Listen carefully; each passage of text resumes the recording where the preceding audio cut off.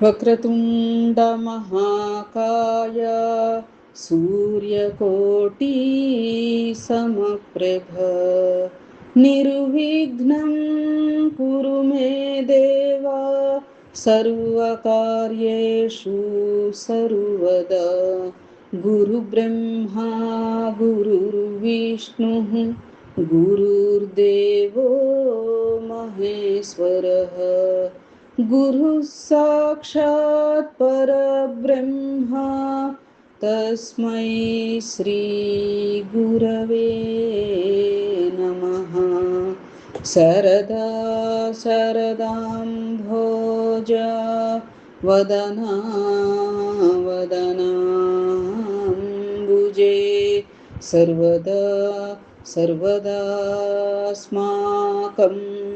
సన్నిధిః సన్నిధిం క్రియాత్. ఓం గం గణపతయే నమః. సద్గురవే నమః. శ్రీ మహాసరస్వత్యై నమః. ఓం శ్రీ సాయిరాం. దత్తగురు దత్తగురు జై జై దత్తగురు దత్తగురు దత్తగురు జై జై దత్తగురు. శ్రీ అకల్కోట స్వామి సమర్థ లీలామృతం 35వ అధ్యాయ ప్రారంభం.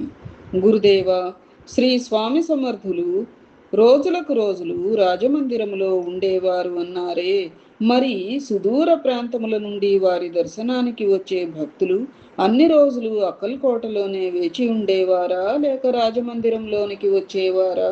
వివరంగా తెలపండి అని ప్రార్థించగా నిత్యానందుడు, వచ్చా, శ్రీ స్వామి రాజమందిరంలోనికి ఎప్పుడంటే అప్పుడు స్వేచ్ఛగా వెళ్ళేవారు, వచ్చేవారు. వారి రాకకు ఏ ఆటంకము రాజభవనంలో లేదు. రాజా మాలోజీరావు గారే అయినా, యోగేశ్వర చక్రవర్తి అయినా శ్రీ స్వామి వారే నిజమైన రాజగౌరవములన్నీ పొందేవారు. రాజా మాలోజీరావు గారే అయినా, అచ్చా అంటే రాజు మాలోజీరావు గారే అయినప్పటికీ కూడా యోగేశ్వర చక్రవర్తి అయినటువంటి స్వామివారే నిజమైన రాజగౌరవాన్ని పొందేవారు అన్నట్లుగా. వారి వెనుక చేతులు కట్టుకుని రాజు అతని పరివారం నడిచేవారు. శ్రీ స్వామి రాజమందిరం వదిలినప్పుడు ఆ రాజా మాలోజీరావు తన పరివారంతో సింహద్వారం వరకు వచ్చి సెలవు తీసుకునేవారు. శ్రీ స్వామి రాజప్రాసాదంలో ఉన్నప్పుడు బాల్కనీలోనికి వచ్చి భక్తులకు దర్శనమిచ్చేవారు. వారు రాజభవనంలో ఉన్నన్ని రోజులు ఉదయం సాయంకాలం ఈ కార్యక్రమం జరిగేది. భక్తులు తండోపతండాలుగా వచ్చేవారు. శ్రీ స్వామిని అక్కడి నుండే ప్రార్థించేవారు, హారతులు ఇచ్చేవారు. అందులో కొందరిని శ్రీ స్వామి దగ్గరకు పిలిచి ఆశీర్వదించి పంపేవారు. అలా దగ్గరకు పిలిచిన వారిలో తీవ్రమైన అనారోగ్యములకు బాధలకు గురి అయినటువంటి వారు ఉండేవారు. శ్రీ స్వామికి వాటితో పని లేకపోయినా ఆయన కొరకు రాజావారు ఎన్నో ఆవులు, గుర్రాలు, ఎప్పుడైనా ప్రయాణం చేసేందుకు వీలుగా ఒక పల్లకి, ఇలాంటివి ఎన్నో ఆయన ఎడల భక్తి ప్రపత్తులను చూపుకునేందు కొరకు ఏర్పాటు చేశారు. శ్రీ స్వామిని సందర్శించడానికి అనేకులు వస్తూ ఉండేవారు. కానీ ఆయన వారికి ఒకచోట స్థిరముగా దర్శనమిచ్చేవారు కాదు. ఆయన మందిరంలో ఉన్న, మఠంలో ఉన్న, రాజభవనంలో ఉన్న వారికి దర్శనమిస్తూ ఉండేవారు. ఎక్కువగా రోడ్డు వెంబడి నడిచి వెళుతున్నప్పుడు, ఏ చెట్టు క్రిందనో కూర్చుని ఉన్నప్పుడు చాలా మంది దర్శనం పొందుతుండేవారు. చిన్న పిల్లవాని వలె రోడ్డు ప్రక్కన ఆడుకుంటున్నప్పుడు, రాజప్రాసాదములలో మఖమల్ పరుపులపై ఆసీనులైనప్పుడు కూడా ఆయనలో దైవాంశ ఒకే విధంగా ఉండేది. కానీ ఏ ప్రత్యేకతలకు కట్టుబడి ఉండేది కాదు. ఎక్కడైనా, ఎప్పుడైనా, ఏ పరిస్థితుల్లోనైనా అర్హత గల భక్తుడు సమీపిస్తే తప్పక ఆయన ఆశీస్సులు పొందేవాడు. మానసిక శుచిత్వం లేకనో, ఆయన యందు దృఢమైన విశ్వాసం నిలబడకనో ఆయనను సమీపిస్తే ఏదో ఒక గుణపాఠాన్ని నేర్చుకోవలసి వస్తూ ఉండేది. వాసుదేవ బలవంతను వాడు ఆంగ్లేయుల వద్ద ఉద్యోగం చేసేవాడు. అతను ఫడ్కే వంశానికి చెందినవాడు. వీరు కొలాబా జిల్లాలో పాన్వేల్ సమీపాన గల షిర్దోస్ అనే గ్రామంలో ఉండేవారు. తాత, తండ్రి గొప్ప ధనవంతులు అయినా అతని కాలమునకు ఉద్యోగం చేయవలసి వచ్చినది. అందువలన స్వగ్రామమునకు దూరంగా ఉండేవాడు. ఒకప్పుడు అతని తల్లికి ప్రమాదకరమైన అనారోగ్యం కలిగింది. ఆ సమయంలో ఆమె దగ్గర ఉండి సేవ చేసుకోవాలని వాసుదేవ బల్వంత్ ఆంగ్లేయ అధికారులకు సెలవు కొరకు అర్జీ పెట్టుకొనినాడు. కానీ కఠిన హృదయులైన ఆ అధికారులు వారికి సెలవు మంజూరు చేయలేదు. కొద్ది రోజులలోనే ఆమె మరణించింది. సాయిరాం. అప్పుడు కూడా పాషాణ హృదయులైన ఆంగ్లేయ అధికారి అతనికి సెలవు ఇయ్యలేదు. అతని తల్లి అంత్యక్రియలకు కూడా అతను హాజరు కాలేకపోయాడు. సాయిరాం. అతని హృదయము చిత్రవధకు గురి అయినది. అతనికి అనుక్షణం తల్లి గుర్తుకు రాసాగింది. తల్లికి సేవ చేసుకోలేకపోయినందుకు వాసుదేవ బల్వంతు మనస్సులో ఆవేదన తీవ్రమైనది. అతనికి తల్లి మన మాతృదేశానికి ప్రతీకగా నిలిచినది. తన తల్లికి అనారోగ్య స్థితిలోనూ అంత్యస్థితిలోనూ సేవ చేయలేకపోయినందులకు, అంత్యక్రియలకు వెళ్ళలేకపోయినందుకు, తన దురదృష్టానికి పరిహారంగా తన ఉద్యోగానికి రాజీనామా చేసినాడు.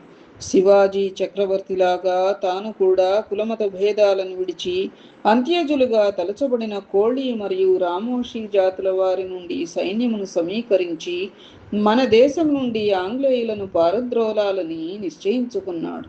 అతను మొదటిసారిగా తన సైన్యముతో 1857 సంవత్సరంలో జరిగిన మొదటి భారత స్వాతంత్ర్య పోరాటంలో ప్రముఖ పాత్ర వహించిన వారిలో ముఖ్యుడు. అతను గొప్ప దత్తభక్తుడు. అతను నిత్యము శ్రద్ధగా పారాయణమును, పూజాది అనుష్ఠానములను చక్కగా నిర్వర్తించుచుండెడివాడు. దత్తలహరి అను పేరున భక్తి గీతములను వ్రాసి ఒక పుస్తకమును ప్రకటించినాడు. అతని మిత్రులు రాజకీయ పోరాటం జరిపేవారును అతని నిత్యకర్మ చూచి ఆశ్చర్యపోయినారు. 1876 సంవత్సరంలో కొందరు పేద ప్రజలను రక్షించేందుకై వారికి సహాయం చేయడానికి కొందరు ధనవంతులను కొల్లగొట్టినాడు. ఆ ధనమంతా పేదలకే పంచినాడు. ఇతను శ్రీ స్వామి సమర్థులను 2 సార్లు దర్శించినాడు. భారతదేశ స్వాతంత్ర్యాన్ని పోరాటం ద్వారా సాధించాలనే ప్రయత్నంలో అతడెన్నో కష్టాలను ఎదుర్కొన్నాడు. విప్లవ వీరునిగా చాలా త్యాగాలకు సిద్ధపడ్డాడు. అయినా దైవబలం లేకుండా ఏ కార్యము సానుకూలపడదని తలచి పెద్ద ఎత్తున పోరాటాన్ని సాగించాలనే తీవ్ర సంకల్పంతో ముందుగా శ్రీ దత్తావతారులైన శ్రీ స్వామి సమర్థులను దర్శించి వారి ఆశీస్సులను తీసుకోవాలని అతను అక్కల్కోటకు వచ్చినాడు. అతను శ్రీ స్వామిని చేరి పాదాభివందనములు చేసి తన కత్తిని శ్రీ స్వామి ముందుంచి ఆశీర్వదించమని కోరారు. శ్రీ స్వామి ఆశీర్వదించి అభివక్త్ హై అంటే ఇంకా కొంతకాలం గడవాలి అని అర్థం అన్నారు. తరువాత ఒక సేవకుడిని పిలిచి ఆ కత్తిని అతని చేతికిచ్చి చెట్టు పైన పెట్టమన్నారు. ఆ చర్యకు అర్థం తన మాట వినకపోతే ప్రమాదమని శ్రీ స్వామివారి భావన. అంతేకాదు, పాండవులు అతి బలవంతులై కూడా అజ్ఞాతవాస కాలంలో తమ ఆయుధములను సిమీవృక్షము మీద దాచి కాలం అనుకూలించగా యుద్ధము ద్వారా విజయం సంపాదించుకొని రాజ్యపాలన చేసినట్లు భారత స్వాతంత్ర్య విప్లవకారులు కూడా కొంతకాలం అజ్ఞాతవాసం చేయాలని అర్థం. వాసుదేవ బల్వంత్ చాలాసేపు కూర్చొని శ్రీ దత్తస్మరణ చేస్తూ శ్రీ స్వామిని కీర్తిస్తూ గడిపాడు. శ్రీ స్వామి అతన్ని ఆశీర్వదించలేదు, కత్తిని ఇవ్వలేదు. బ్రిటిష్ వారు మన దేశమును వదిలి వెళ్ళు కాలం రాలేదని శ్రీ స్వామి భావన. ఇన్ని విధాలు తెలియచేసినను అతనికి ఏమి చేయాలో పాలుపోలేదు. అయినా అన్ని సిద్ధం చేసుకుని ఆగిపోవటం నచ్చక స్వామికి నమస్కరించి ఆ కత్తిని చెట్టుపై నుండి తీసుకుని పోయినాడు. ఆ తరువాత పోరాటంలో పాల్గొని చాలామంది ఆంగ్లేయులను, వారి అధికారులను చంపి చివరకు పట్టుబట్టాడు. అతనిని బందీగా ఎడెన్కు పంపారు. 1883 సంవత్సరం ఫిబ్రవరి 17వ తేదీన నా మాతృదేశం నుండి మట్టి తెప్పించి నా తల క్రింద ఉంచండి అని ఆఖరి కోరిక కోరి స్వర్గస్థుడైనాడు. 1 సంవత్సరం అక్కల్కోట ప్రాంతంలో వర్షాలు లేక కరువు వచ్చే ప్రమాదం ఏర్పడింది. ఆ ప్రాంతమంతా వర్షాధారమైన పంటలు పండేవి. వర్షము లేకపోతే బీదలు, మధ్యతరగతి ప్రజలు పస్తుండవలసి వస్తుంది. ఆఖరకు చాలామంది ప్రజలు శ్రీ స్వామి సమర్థులను ఈ విపత్తు నుండి కాపాడమని ప్రార్థించుటకు అక్కల్కోట చేరినారు. వారు చోళప్ప ద్వారా శ్రీ స్వామికి తన బాధలను వినిపించినారు.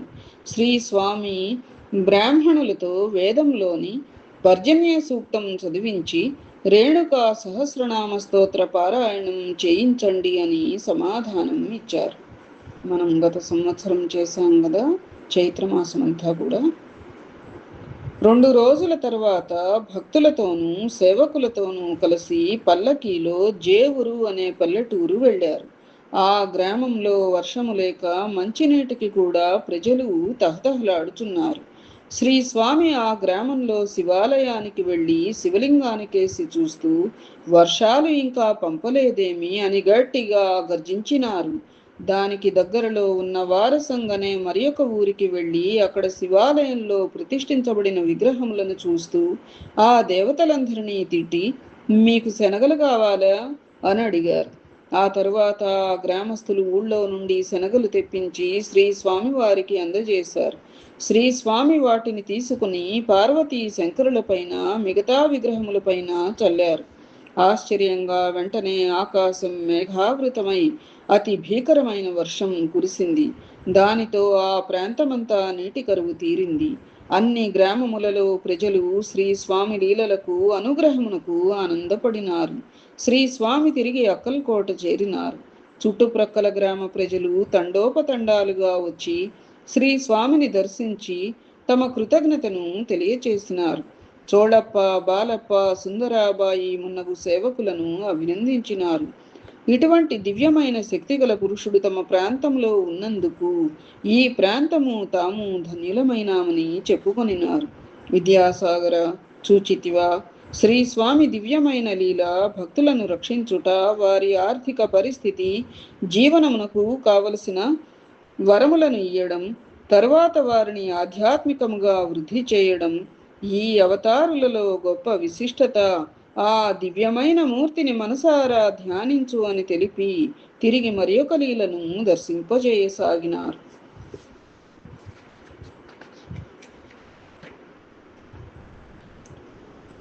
ఒకసారి శ్రీ స్వామివారు సంచారమునకు బయలుదేరారు. వారి వెంట పరివారంలాగా భక్తులు, శిష్యులు, సేవకులు అందరూ బయలుదేరినారు. అందరూ కలిసి సుమారు 100 మంది ఉన్నారు. వారు అందరూ నామ సంకీర్తన చేసుకుంటూ చాలా దూరం పోయినారు. ఆ మార్గంలో ఎక్కడా తినడానికి, త్రాగడానికి ఏమీ దొరకలేదు. అలా వెళ్ళి ఒక చెట్టు క్రింద శ్రీ స్వామివారు తమ పల్లకిని నిలిపినారు. అందరికీ చాలా ఆకలిగా ఉన్నది. అందులో కొందరు పిల్లలు కూడా కలరు. వారిలో ఒక పిల్లవాడు శ్రీ స్వామి దగ్గరకు వెళ్ళి తమకు ఆకలిగా ఉందని, తినడానికి త్రాగడానికి ఏమీ దొరకలేదు అని చెప్పినాడు.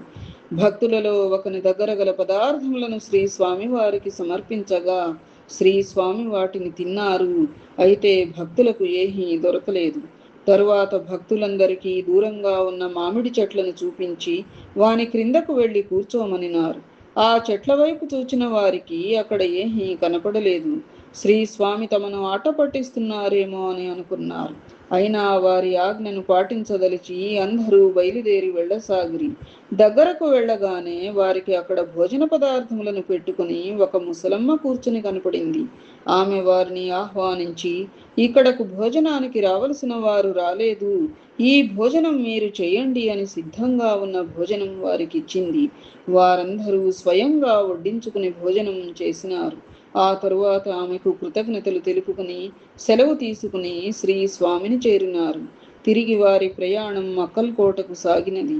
విద్యాసాగర, శ్రీ స్వామి సంకల్పంతో వారికందరికీ సాక్షాత్తు అన్నపూర్ణాదేవి ప్రసాదం లభించినది. ఆహా, వారు ఎంత ధన్యులైనారో కదా అని. ఒకసారి ఒక తల్లి తన కుమారుని తీసుకుని అక్కల్కోటకు వచ్చినది. ఆమె కుమారుడు తీవ్రమైన వ్యాధితో బాధపడుచున్నాడు. ఆమెకు వాడొక్కడే కుమారుడు. శ్రీ స్వామి దర్శనమునకు తీసుకుని రాగా అక్కల్కోట చేరగానే ఆ పిల్లవాడు చనిపోయినాడు. ఆమె శ్రీ స్వామి వద్దకు వెళ్ళి వారి పాదములపై పడి, దేవాధిదేవా సద్గురుమౌళి, ఎక్కడా రక్షణ లేకపోయినా మీ పాదముల చెంత రక్షణ ఉంది అనుకున్నాను.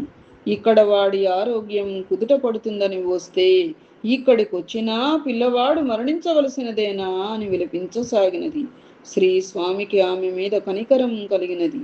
వెంటనే లేచి శ్రీ స్వామి ఆ పిల్లవాని శవము వద్దకు వెళ్ళి దానిని కాలు పుచ్చుకొని గిరిగిరా తిప్పి అక్కడ ఉన్న ఒక గుర్రం దగ్గరకు విసిరినారు.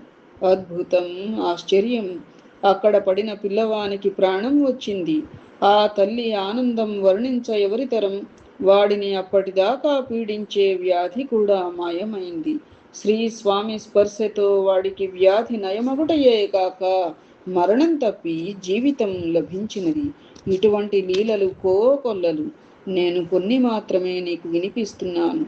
శ్రీ స్వామివారి అన్ని లీలలను చెప్పడం ఆదిశేషునకైనను కష్టమే కదా. శ్రీ స్వామి అక్కల్కోటలోని లీలలు మనకు తెలుస్తున్నా వారు ఒకే సమయంలో అనేక ప్రదేశములలో అనేకులను రక్షించినారు. ఎందరో భక్తులు శ్రీ స్వామిని వారి వారి ప్రాంతములలో దర్శించినారు, వారి అనుగ్రహం పొందినారు. శ్రీ స్వామి విశ్వస్వరూపులు, విశ్వాధిపతి. వారి లీలలు అనంతములు. తదుపరి అంశం శ్రీ అన్నాసాహెబ్ పట్వర్ధన్. అన్నాసాహెబ్ పట్వర్ధన్ పేరుగాంచిన గొప్ప వైద్యుడు, దేశభక్తుడు. బ్రిటిష్ పరిపాలన నుండి మాతృదేశానికి విముక్తి కలిగించాలని తపన పడేవాడు. తన లక్ష్యాన్ని విప్లవంతో కాకుండా తపశ్చర్య ద్వారా, యజ్ఞయాగాదుల ద్వారా సాధించాలని నిర్ణయించుకున్నాడు. అందులకు శ్రీ స్వామి సమర్థుల ఆశీర్వచనం చాలా ముఖ్యమని తలంచి శ్రీ స్వామి దర్శనార్థం అక్కల్కోటకు వచ్చినాడు. శ్రీ స్వామి సమర్థుల వద్దకు వెళ్ళి వారికి పాదాభివందనం చేసినాడు. శ్రీ స్వామి వారి మనోభావం ఎరిగి సృష్టికర్త అయిన పరమాత్మ ఈ విశ్వానికి సంచాలకుడు. ఈ పరబ్రహ్మ సంకల్పం నిర్దిష్టమైన ప్రణాళికను అనుసరించియే జరుగుచుండును. ఆయన సంకల్పానికి భిన్నంగా ఎవ్వరూ ఏ కార్యమును సాధించలేరు. తగిన సమయం వస్తేనే గాని ఏ పని జరగదు. అందరూ ఆయన అనుగ్రహానికి వేచి ఉండక తప్పదు. దేశానికి స్వాతంత్ర్యం రావడం తథ్యం. దానికి కొన్ని దశాబ్దాల కాలం గడవాలి.